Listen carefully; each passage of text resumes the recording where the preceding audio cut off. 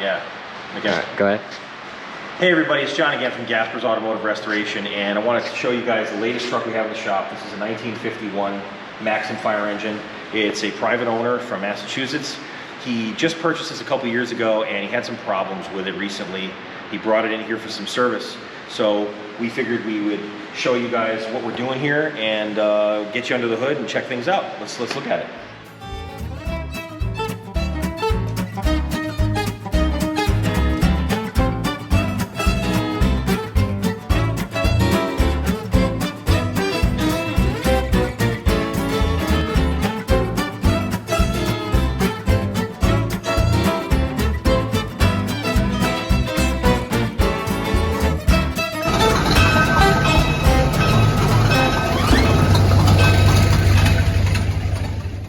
So this truck was originally from Winooski, Vermont, and it was given to a member of the department many years ago after the association decided to get rid of the truck. It was, that member had it for several years, I guess, and then this gentleman, Ryan, got the truck, and he's, I guess, the third owner. So that's pretty cool. This is, again, Winooski, Vermont. It's been repainted once. It's been well taken care of. It's pretty much an original truck.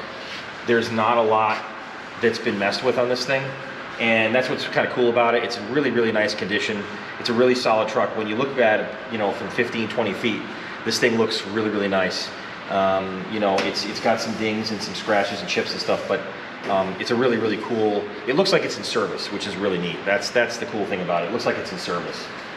So we're kind of going with that theme, but we've got a bunch of work we're going to be doing to this thing. Let's check out underneath the hood here, and I'll show you. The engine's got a few issues.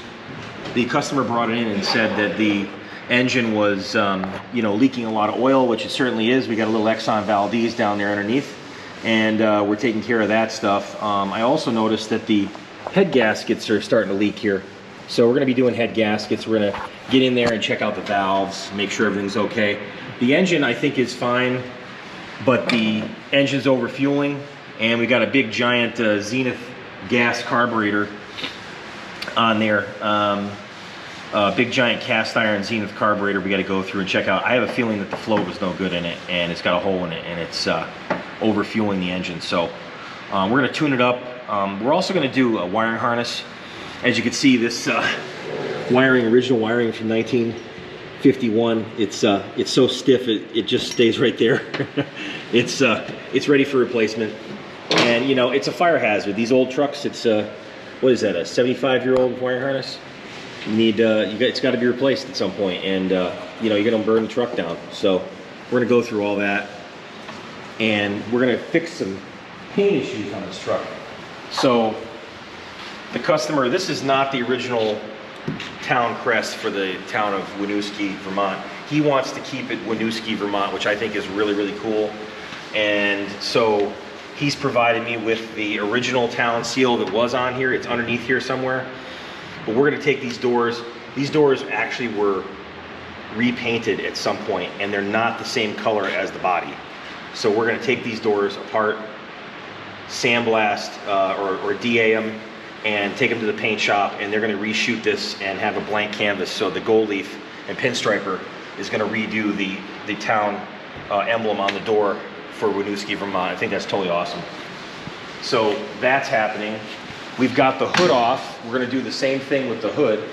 So it's going to say Winooski on the hood, Winooski Fire Department, or whatever was on there from the factory. So we're going to do that. The running boards, as you can see, these have a black stripe here. This is not original. Someone put this on.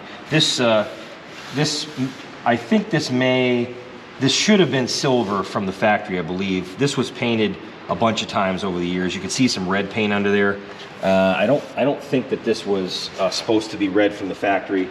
I got to do a little research, but we're going to fix that. We're going to repaint that silver, and we're going to fix these wheels too. These wheels were in rough shape, so the customer threw some paint on here, which is great. Made it look better than it was, but we're going to take these off and dismount these tires, get these rims sandblasted, and probably shoot the hubs in here and repaint these wheels so it's going to match, color match the body. And back around here on the tailboard,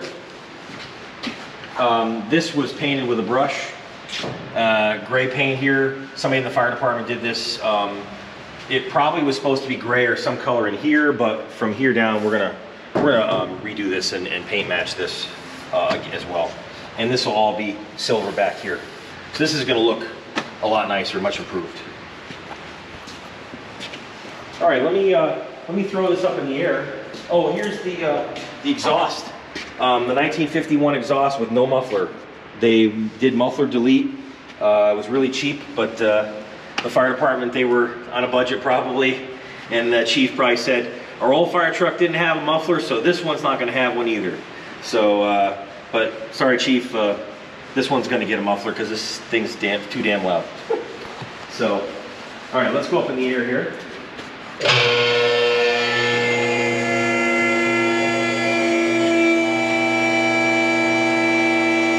This is our new 18,000 pound truck lift. We've had this on a couple other videos. This thing is really coming in nice, handy. It really makes things a lot easier, especially laying on your back trying to work on something. The next purchase is going to be down the road. Is going to be the suspension lifts for these things. They were really expensive, just wasn't in the budget, but you can put the frame lifts on here and do wheels and tires. But I've never been able to pick up an entire fire truck before. So the customer was talking about some oil leaks, and there's a couple oil leaks. We've got oil just coming out everywhere. So we're gonna drop this pan and check for sludge in here. The oil that came out of here was in good shape. It wasn't sludgy. I didn't see anything in it. There was no water. There was no chunks. It looked like just slightly running, no smell of gasoline. So good shape there. The pan's probably good, but we want to pull this off and check that. It's easy enough to do.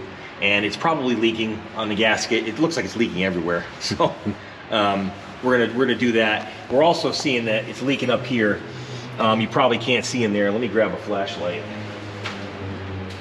And you can see up in here, we got oil just coming out of the side covers here.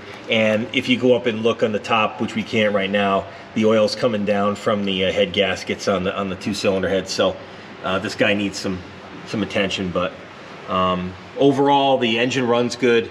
Just needs some tune-up stuff, and so that's what we're doing there. And then the brakes, it looks like somebody hasn't touched these in a long time. I could see the adjusters haven't had anybody on there in a long time.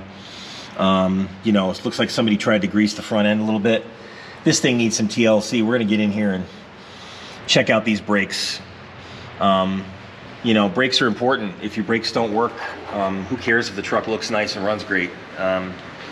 If you run somebody over and kill them, or you kill yourself, it's pointless. So, we got some leaks down here too. This is so nice having this lift. We can just film under here. This is great. And we've got some leaks here. This is the transfer case right here. This is a typical Hale transfer case. They use this on many fire pumps for a long time. Very familiar with this setup. And you got your disc brake, parking brake back here. We're gonna check this out. This has probably never been serviced. Yep, never been serviced. It's in still decent shape, but we got an oil leak here. Grease coming out. Look at the grease. Just look at the grease, years of grease just flying out of here, which is good. Somebody's greasing it. That's a good thing. That's not bad. But we're gonna clean all this stuff off and make it a little better. And then they also said, Ryan said that the rear diff was leaking back here, and this is just pissing the oil out like crazy right here. So it is pouring out. We've got to get in here and fix all this. Probably going to do a seal and reseal the input cone here, and might pull this input cone off and find out if it's leaking here. I don't know. But overall, a neat truck. The tires He spent the money on tires, which is fantastic. You know, that's a really great safety thing to do. And if you've got your old truck, don't run 70-year-old tires. Just please don't. Just put new ones on. It's okay. You got to spend the money. You have an old truck, you got to spend the money. And these brakes have definitely not been looked at in a long time. I can see, look at the rust on the nuts here.